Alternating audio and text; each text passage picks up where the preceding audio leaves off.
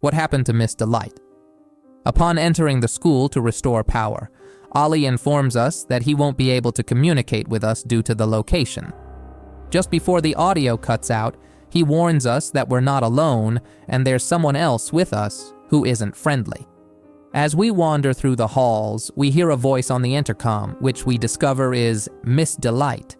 She speaks as if there are still students inside, instructing them to remain in their seats until the bell rings and not to roam the halls without a pass. After further navigating the school, the intercom comes on again and Miss Delight claims to recognize us, mentioning that we used to work there and questioning how we're still alive. Then we overhear Miss Delight supposedly talking to someone named Barb in the background, who turns out to be the mace she uses as her weapon. Miss Delight warns us not to search for our co-workers as Catnap wouldn't approve. As we explore more, Miss Delight grows increasingly agitated that we're still there, hinting that she'll dispose of us herself. She remarks on our poor listening skills and speculates on how our screams might compare to those of other humans.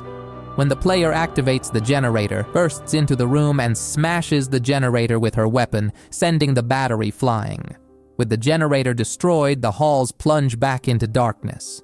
Throughout the game, we learn that Miss Delight is one of the few remaining teachers, abandoned by her colleagues who succumbed to their cannibalistic urges.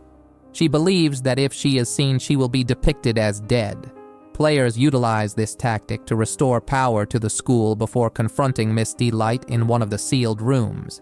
To understand her descent into madness, we must examine her backstory.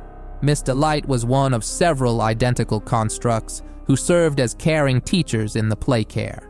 However, after the Hour of Joy, they were locked inside the school by Catnap. Miss Delight, sensing something ominous outside the door, created her signature weapon, Barb, made from sharpened colored pencils and other materials. It's speculated that the trauma of being trapped and the constant threat from outside led to her transformation into a deranged, unhinged figure. Her sisters deprived Miss Delight of food, causing her to slowly lose her sanity. She began to perceive her weapon, Barb, as a real person. Barb taught Miss Delight that by pretending to be dead, she could ambush the other teachers and defend herself against their cannibalistic intentions. Miss Delight killed her sisters one by one, consuming their bodies to quell her hunger. Eventually, she found the door unlocked and encountered Catnap, forming a truce with him. It suggested that Catnap avoids entering the school due to Miss Delight's disturbing behavior. Regarding her appearance, it's speculated that Miss Delight broke her own toy-like face while consuming the teachers or during altercations with them. The tattered clothes and broken face suggest conflicts with the teachers who attempted to eat her. For my second theory, I propose that Miss Delight's psychotic tendencies led her to break her own face with Barb, influenced by her mental instability. However, this theory seems unlikely because there's no evidence of Miss Delight engaging in self-destructive behavior. Still, it's possible that her face was mangled by her own actions, given the extent of the damage. The breakage extends beyond her mouth to her forehead, suggesting a deliberate and precise action. While the first theory remains the most plausible explanation, the appearance of Miss Delight's broken face raises questions about alternative possibilities. In my third theory, I suggest that someone else broke Miss Delight's face, triggering her violent behavior. This theory connects back to the other teachers, who likely wielded weapons while attempting to cannibalize her. They may have caused significant damage to Miss Delight's face in their struggle, perhaps ripping it off entirely before she managed to escape. Confirming this theory would require examining the mangled versions of the other teachers' faces. If they all have similarly broken faces, it would support the idea that they were driven by a need to consume. This attribute is unique, as the other characters have their mouths visibly on the outer layer of their faces. While Braun may share similarities with Miss Delight, we lack sufficient information to confirm this.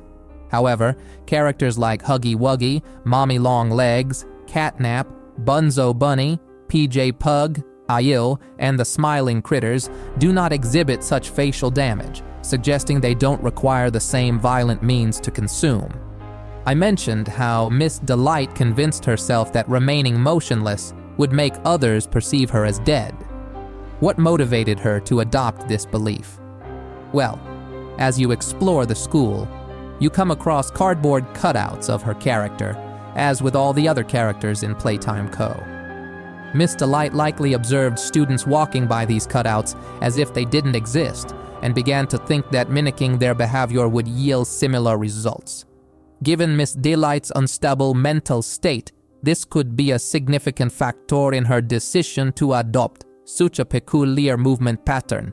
In the pre-release version provided to content creators, Miss Delight would only move when the lights were off and freeze when they flickered back on. However, it's unclear why this behavior was changed. One possibility is that it would contradict the narrative of Miss Delight breaking the generator and cutting off the power entirely, rendering the light flickering mechanic nonsensical. What do you think happened to Miss Delight, and what caused her psychotic behavior? Feel free to share your thoughts in the comments. Thanks for watching, subscribe, and click on this video right here.